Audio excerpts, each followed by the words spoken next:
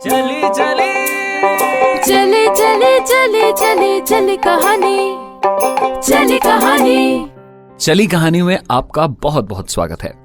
आज चली कहानी में सुना रहा हूं मुंशी प्रेमचंद जी की लिखी हुई कहानी पंच परमेश्वर। ये उस दौर की कहानी है जब लोगों को पंचायत पर भगवान से भी ज्यादा भरोसा होता था। लेकिन क्या भगवान से गलती नहीं हो सकती? आज की कहानी के मुख्य किरदार हैं जुम्मन शेख, अलगू चौधरी।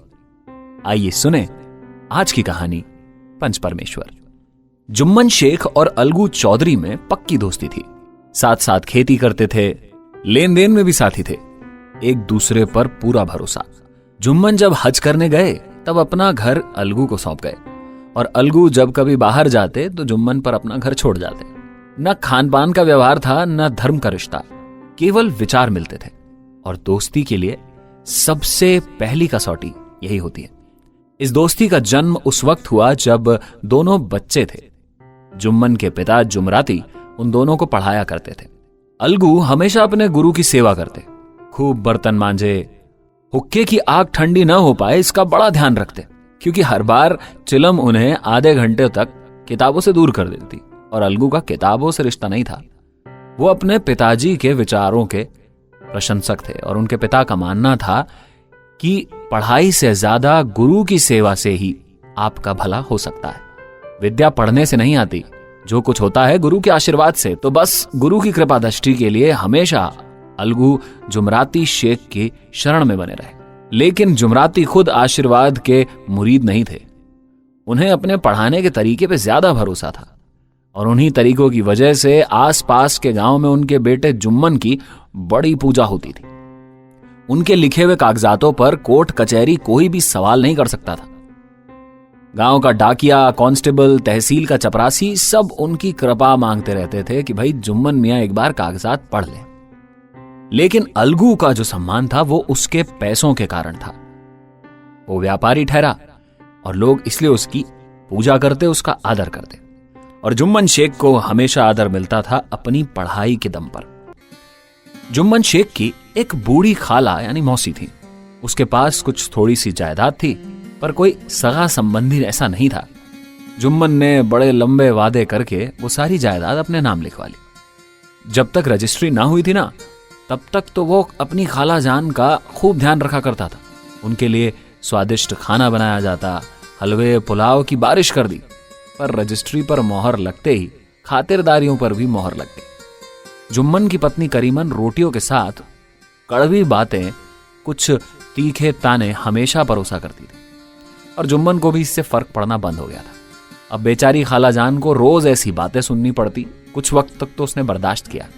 कभी बहू कहती कि 2-3 बीघे क्या दे दिए, मानो खरीद लिया हो हमको।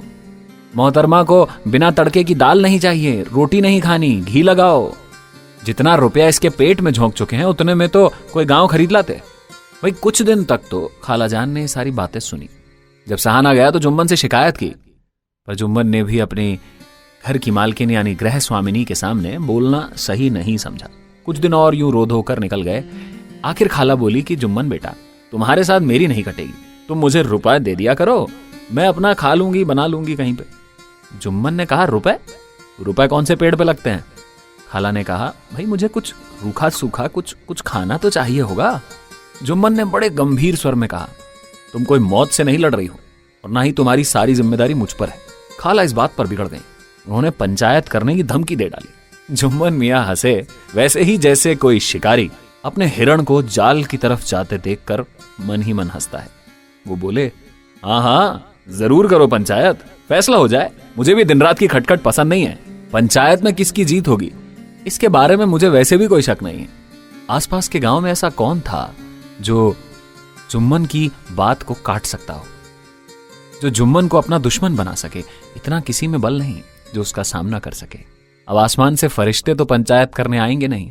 सब जुम्मन के कर्ज में डूबे थे। भाई पूरे गांव में शायद ही कोई ऐसा आदमी होगा जिसके सामने जुम्मन की उस बुढ़िया मौसी ने आंसू ना बहाए हो। किसी ने तो ऊपर ही मन से कह दिया कि हाँ मौसी, कर लेंगे तुम्हारा काम। किसी ने इस अन्याय पर जमाने को गालियां दे डाली। चारों ओर घूम घाम कर बेचारी आई अलगू चौधरी के पास। लाठी पटकी और दम भर के बोली, बेटा तुम ही पंचायत में चले आना मेरी। अलगू बोला, मुझे क्यों बुला रही हो? गांव के बहुत आदमी आएंगे। खाला बोली कि सबके आगे रो आई हूं, न जाने कौन आए कौन नहीं, तुम तो आ ही जाना। अलगू बोला, आने को आ जाऊंगा, मगर पंचायत में मैं मुंह ना खोलूंगा। खाला ने पूछा, क्यों बेटा? अलगू बोले, अब इसका क्या जवाब दूं? जुम्मन मेरा पुराना दोस्त है, मैं उससे रिश्ता थोड़ी बिगाड़ सकता हूं। तब खाला ने कहा, बेटा क्या रिश्ते बिगाड़ के डर से ईमान की बात नहीं कहोगे? यह बात अलगू चौधरी के दिल में चुप सी गई थी। पंचायत का दिन आया। पंच लोग बैठे। बूढ़ी खाला ने उनसे विनती की। कहा, पंचों, आज 3 साल हुए मैं अपनी सारी जायदाद अपने भांजे जुम्मन के नाम लिख चुकी थी। इसे आप जानते ही हैं। जुम्मन ने मुझे रोटी, कपड़ा, रहने को जगह सब देना कबूल किया था। साल भर तो मैंने इसके साथ रो धोकर काटा, पर अब रात दिन का रोना नहीं सहा जाता। मुझे ना पेट की रोटी मिलती है, ना तन का कपड़ा। मैं बेचारी बेवा कहाँ जाऊं? कोर्ट कचहरी। तुम्हारे अलावा कोई मेरा दुख नहीं सुने। तुम लोग जो राह निकालोगे मैं उसी पे चलूंगी। रामधन मिश्र, जो पंचों के ही सदस्य थे, उनकी कई आसामियां जुम्मन ने अपने गांव में बसा ली थी, इसलिए वो जुम्मन का कर्ज जानते थे और बोले, जुम्मन मियां, आप बताओ किसे पंच बनाओगे? अभी निपटारा कर लेते हैं, फिर जो पंच कहेंगे वो मान लेना। जुम्मन ने ये बात खाला जान पर छोड़ी। खाला जान को पता था कि कोई जुम्मन के खिलाफ नहीं खड़ा होगा। फिर भी उन्होंने कहा कि लो, तो मैं अलगू चौधरी को सरपंच बदती हूं। कहो जुम्मन, कोई तकलीफ तो नहीं? जुम्मन का क्या था, वो तो खुशी से फूले नहीं समा रहे थे। उन्हें तो पता था कि उनके सबसे पक्के दोस्त को ही सरपंच बनाया है, तो वो उनके खिलाफ तो नहीं जाएगा। पर अलगू चौधरी अब सरपंच अलगू चौधरी बन गया था। क्या इसका कुछ असर पड़ेगा? जानेंगे आगे कहानी में। सुनते रहिए रेडियो सिटी पर चली कहानी। चली चली चले चले चले चले चले कहानी, चली कहानी। चली कहानी में आज की कहानी है मुंशी प्रेमचंद की लिखी हुई पंच परमेश्वर। आपने सुना कि जुम्मन शेख की मौसी ने उस पर जायदाद हड़पने का इल्जाम लगाया और उसके खिलाफ पंचायत में गई। वहां जुम्मन के ही सबसे अच्छे दोस्त अलगू चौधरी को मौसी ने सरपंच चुना। जुम्मन को लगा था कि अलगू उसकी तरफ से पंचायत करेगा, पर ऐसा हुआ नहीं। अलगू ने उसके खिलाफ फैसला सुनाया और उसे हर महीने मौसी को खर्च देने का आदेश दिया। जुम्मन इस बात से बहुत खफा था। आगे क्या हुआ कहानी में, आइए सुने। अच्छे कामों की मनोकामनाएं पूरी होने में वक्त लगता है, पर बुरे काम अगर मन में हो तो बड़ी जल्दी पूरे हो जाते हैं। जुम्मन को भी बदला लेने का मौका जल्द मिला। पिछले साल अलगू चौधरी बटेसर से बैलों की एक बहुत अच्छी जोड़ी मोल ले आए थे। बैल पचाही जाति के बड़े बड़े सींग वाले बैल थे। महीनों तक आसपास के गांव के लोग उनके दर्शन करने आते। ऊपर वाले का करम कह लीजिए कि जुम्मन की पंचायत के 1 महीने बाद इस जोड़ी का एक बैल मर गया। जुम्मन ने दोस्तों से कहा कि यही दगाबाजी की सजा है। इंसान सब्र भले ही कर जाए, पर खुदा अपने आप देख लेता है। अलगू को शक हुआ कि जुम्मन ने बैल को जहर दे दिया। चौधराइन ने जुम्मन पर इसका इल्जाम लगाया और दोनों के बीच में कहासुनी हुई, लेकिन फिर अलगू खुद ही अपनी चौधराइन को लेकर वहां से चले गए और बात आगे नहीं बढ़ी। अलगू ने सोचा, अब बैल किस काम का? उसका जोड़ा बहुत ढूंढा पर मिला नहीं, इसलिए उस अकेले बचे बैल को बेच दिया। गांव के समझू साहू थे। वो एक गाड़ी चलाया करते थे। गांव के गुड़ घी लाद कर मंडी ले जाते, मंडी से तेल नमक भर लाते और गांव में बेच देते। इस बैल पर उनका मन आ गया। उन्होंने सोचा, ये बैल हाथ लगे दिन भर में 3 खेप तो ले जा ही सकता है। अभी तो 1 खेप के भी लाले पड़े हुए थे।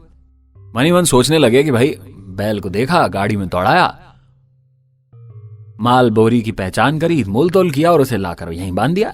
1 महीने में दाम चुकाने का वादा भी कर दिया था अलगू से। चौधरी को उस वक्त गरज थी, इसलिए घाटे की परवाह नहीं की। कम पैसे में ही अपना बैल बेच दिया। समझू साहू ने नया बैल पाया तो लगे उसे रगड़ने। दिन में 3-3 4 दे जाते। न चारे की फिक्र न पानी की, बस खेपों में काम था। सामान लाना ले जाना। मंडी गए, वहां कुछ सूखा भूसा कचरा उसके सामने डाल दिया। बेचारा जानवर अभी दम भी न ले पाया था कि फिर से उसे जोत दिया। एक दिन दुगना बोझ लाद कर उसे ले जा रहे थे, पर वो बैल तब तक बहुत कमजोर हो गया था।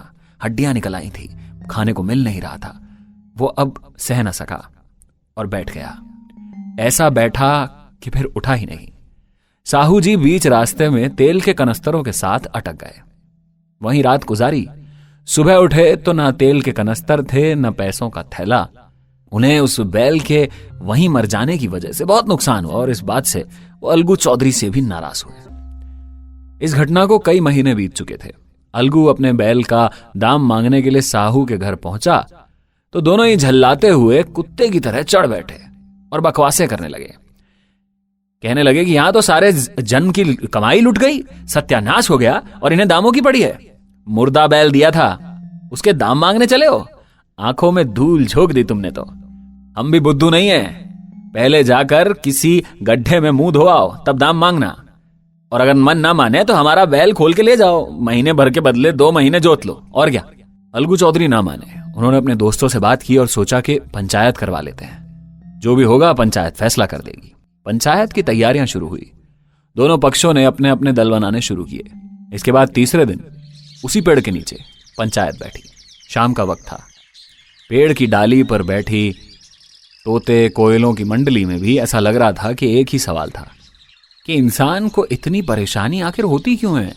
सिर्फ इसलिए कि वो स्वार्थी है? खैर, पंचायत बैठ गई। रामधन मिश्र ने कहा, भाई अब देरी किस बात की, पंचों का चुनाव कर लो।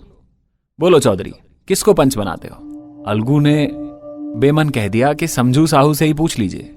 समझू खड़े हुए और कड़क कर बोले, मेरी तरफ से जुम्मन शेख। जुम्मन का नाम सुनते ही अलगू चौधरी का कलेजा धक धक करने लगा, मानो किसी ने अचानक कस के एक थप्पड़ मार दिया हो। रामधन अलगू के भी दोस्त थे। वो बात को ताड़ गए। पूछा, क्यों चौधरी, तुम्हें कोई हर्ज तो नहीं? चौधरी निराश थे, बोले, नहीं, मैं क्या हर्ज करूंगा, जो होगा देखा जाएगा। अब जुम्मन के पास सरपंच की वो पदवी थी और बदला लेने का मौका भी। पंचों ने दोनों पक्षों से सवाल जवाब शुरू किए। बहुत देर तक दोनों दल अपने अपने पक्ष का समर्थन करते रहे।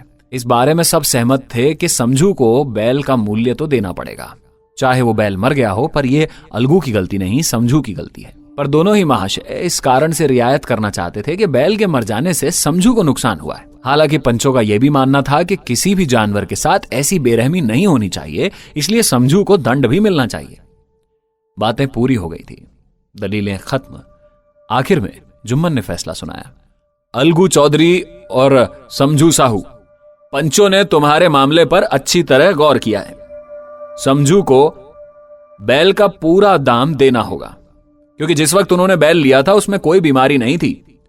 अगर उसी समय दाम दिए जाते तो आज समझू उसे वापस लेने की बात नहीं कह पाते। बैल की मौत सिर्फ इस कारण हुई कि उससे बड़ा कठिन परिश्रम लिया गया और उसको दाने चारे के लिए भी कोई व्यवस्था नहीं दी गई। रामधन मिश्र बोले कि समझू ने बैल को मारा है, उसे दंड दो। जुम्मन बोले, ये दूसरा सवाल है, हमको इस बात से कोई मतलब नहीं, तो ये अलगू चौधरी पर है, क्योंकि उसका बैल समझू को देने के बाद दुनिया से रुखसत हो गया। अगर वो चाहें तो समझू पर रियायत बरत सकते हैं, और अगर ना चाहें तो ना सही, लेकिन पूरे पैसे समझू को अलगू को देना तय करती है ये पंचायत। अलगू चौधरी खुशी से फूले न समाये, उठ खड़े हुए और जोर से बोले, पंच परमेश्वर की जय। इसके साथ ही चारों ओर से यही सुनाई देने लगा। हर इंसान जुम्मन की नीति की तारीफें करने लगा, कहने लगा, इसे कहते हैं न्याय, ये साधारण इंसान का काम नहीं है भाई, पंच में परमेश्वर बसते हैं, ये उन्हीं का जादू है। पंच के सामने खोटे को कौन खरा कह सकता है। थोड़ी देर बाद जुम्मन अलगू के पास आए और उसके गले से लिपट कर बोले, भैया, जब से तुमने मेरी पंचायत की तब से मैं तुम्हारा प्राण लेने वाला दुश्मन बन चुका था, और आज मुझे पता चला कि पंच के पद पर बैठकर न कोई किसी का दोस्त होता है और ना ही दुश्मन। मैं तुम्हारा दुश्मन भी न रह पाया। न्याय के सिवा उसे और कुछ नहीं सूझ सकता। आज मुझे विश्वास हो गया कि पंच की जबान से खुदा बोलता है। अलगू फूट फूट कर रोने लगा। इस पानी से दोनों के दिलों का मैल धुल गया और दोस्ती की मुरझाई हुई वो कलियां फिर से हरी हो गई, फिर से खिल उठी। ये थी आज की कहानी, मुंशी प्रेमचंद जी की लिखी हुई पंच परमेश्वर। फिर आऊंगा लेकर एक और कहानी चली कहानी में, सिर्फ रेडियो सिटी पर। चली चली चले चले चले चले चले कहानी, चले कहानी।